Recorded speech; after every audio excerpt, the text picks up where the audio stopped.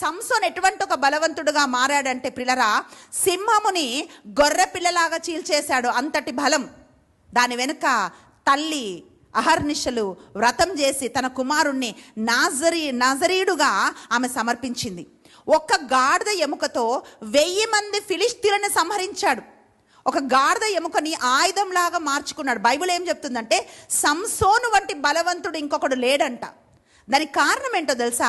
తల్లి దేవుని ప్రణాళికతో సహకరించింది. ఈరోజు నీ బిడ్డల జీవితంలో కూడా దేవుడు గొప్ప కార్యాలు చేయాలని ఆశపడుతున్నాడు ప్రియ తల్లి.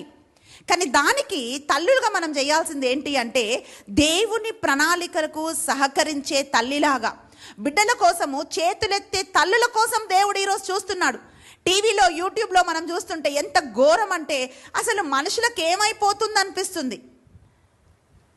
22 ఏళ్ళ వయసులో వచ్చిన కూతుర్ని చంపేయటము, చిన్నపిల్లల్ని ఎవడో ఒకడిని ప్రేమించి చిన్న వయసోడాన్ని పెద్ద వయసోడాన్ని ఏం చూడకుండా ఎవరితోనో తిరగడానికి బిడ్డల్ని వీధుల్లో వదిలిపెట్టేసి ఇష్టానుసారంగా పాపంలో జీవిస్తూ ఒక ఇన్సిడెంట్ చూసినప్పుడు సొంత తల్లి బిడ్డల్ని చంపేసింది.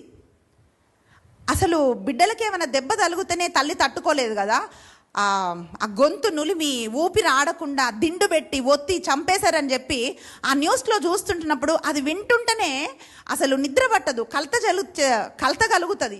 ఇలా ఎందుకు చేస్తున్నారు, ఇలా ఎందుకు మారిపోతున్నారు అని. ఈరోజు దేవుడు ఏం చూస్తున్నాడో తెలుసా ప్రిలరా?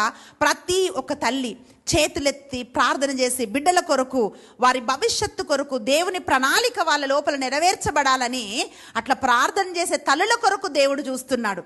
ప్రియ తల్లి, ఈరోజు వాక్యం ఏమంటుంది అంటే